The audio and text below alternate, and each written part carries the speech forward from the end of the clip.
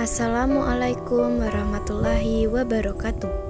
Kali ini saya akan mempresentasikan tugas PPKN mengenai pokok pikiran Undang-Undang Dasar Negara Republik Indonesia tahun 1945 dan guru pendampingnya yaitu Bapak Agustinus Budiono SPD. Sebelum itu, perkenalkan nama saya Cindy Putri Aulia, kelas 9B, sekolah SMP Negeri 5 Pangkalan Lada. Lanjut saja langsung ke materinya, yaitu 1. Hakikat pokok-pokok pikiran pembukaan Undang-Undang Dasar Negara Republik Indonesia tahun 1945.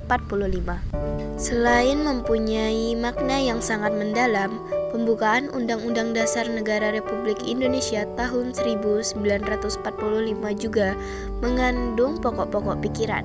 Pokok-pokok pikiran tersebut menggambarkan suasana kebatinan dan Undang-Undang Dasar Negara Republik Indonesia tahun 1945, serta mewujudkan cita hukum yang melandasi hukum dasar negara, baik yang tertulis maupun yang tidak tertulis. Pokok-pokok pikiran tersebut diantaranya sebagai berikut.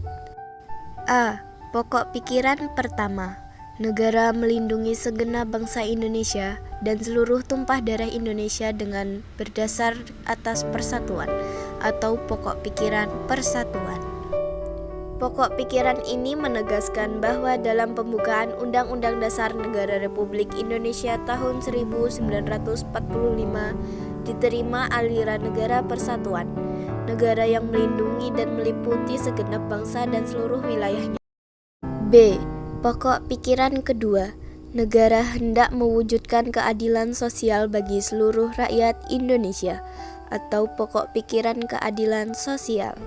Pokok pikiran ini menempatkan suatu tujuan atau cita-cita yang ingin dicapai dalam pembukaan Undang-Undang Dasar Negara Republik Indonesia tahun 1945, serta merupakan suatu causa finalis atau sebab tujuan.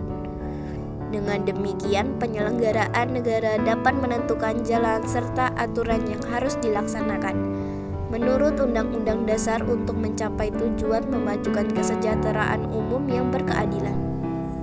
C. Pokok pikiran ketiga. Negara yang berkedaulatan rakyat berdasarkan atas kerakyatan dan permusyawaratan perwakilan, atau pokok pikiran kedaulatan rakyat. Pikiran ini mengandung konsekuensi logis bahwa sistem negara yang terbentuk dalam Undang-Undang Dasar harus berdasarkan atas kedaulatan rakyat dan permusyawaratan atau perwakilan. Pokok pikiran ini sesuai dengan sifat masyarakat Indonesia yang selalu mengedepankan asas musyawarah untuk mufakat dalam menyelesaikan suatu persoalan. Pokok pikiran inilah yang merupakan dasar politik negara. D. Pokok pikiran keempat. Negara berdasarkan atas ketuhanan yang Maha Esa menurut dasar kemanusiaan yang adil dan beradab, atau pokok pikiran ketuhanan. Pokok pikiran ini mengandung makna bahwa Undang-Undang Dasar harus mengandung isi yang mewajibkan pemerintah dan penyelenggara negara lainnya untuk berubah memelihara budi pekerti yang luhur menurut dasar kemanusiaan yang adil dan beradab, dengan menjunjung tinggi harkat dan martabat manusia atau nilai kemanusiaan yang luhur. 2. Arti penting pokok pikiran pembukaan Undang-Undang Dasar Negara Republik Indonesia tahun 1945. Pokok-pokok pikiran ini mewujudkan cita-cita hukum atau right side yang menguasai hukum dasar negara, baik hukum yang tidak tertulis.